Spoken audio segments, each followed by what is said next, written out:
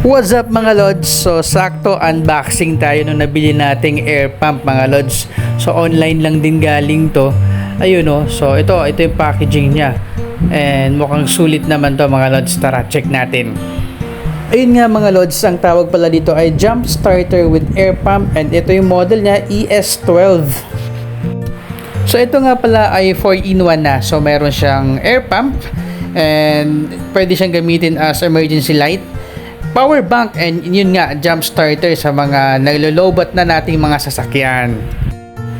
Okay, let's go. Buksan na natin mga lods. So ito yung kanyang hard case.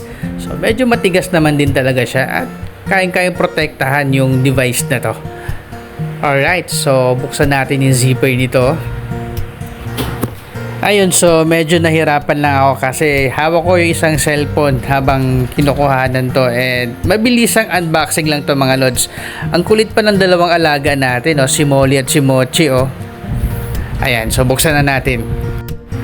Ayun, oh, so ito yung bubungad sa atin. So meron siyang charging cable. Ano pa bang meron dito? Ayun yung kanyang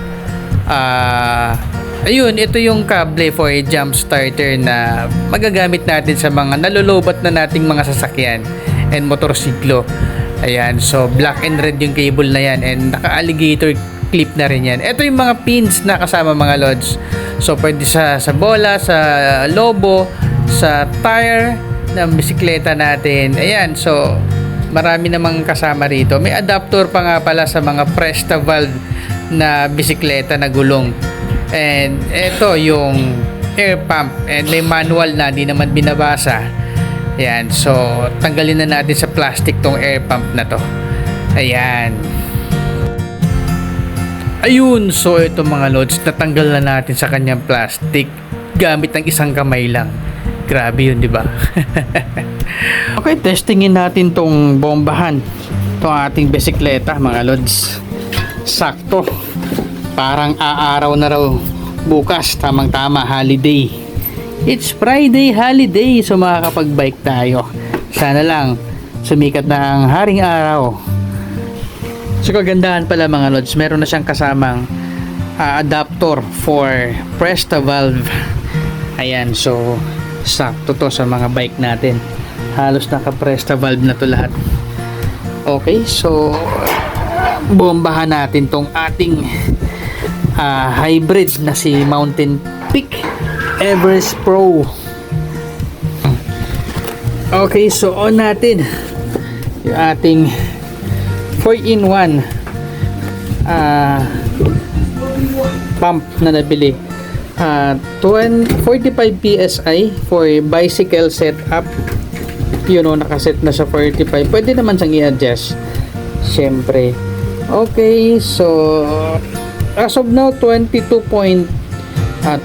PSI yung hangin natin. So kulang yan, gawin natin 45.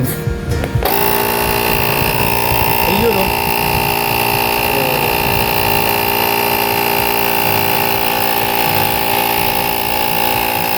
Nakatingin na naman si Mochi, oh. Oh, nakatingin na naman si Mochi kasi Molly. Magugulo na naman kayong dalawa. Ha?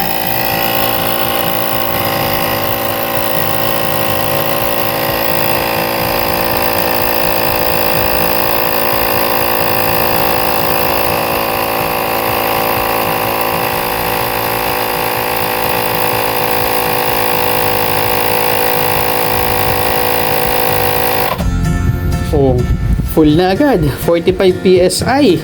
Sakto. Ayun mga lods, so ang bilis lang yung gamitin. Oh, di ba? So okay, so lalagay natin yung link dito sa video na to sa mga interested bumili.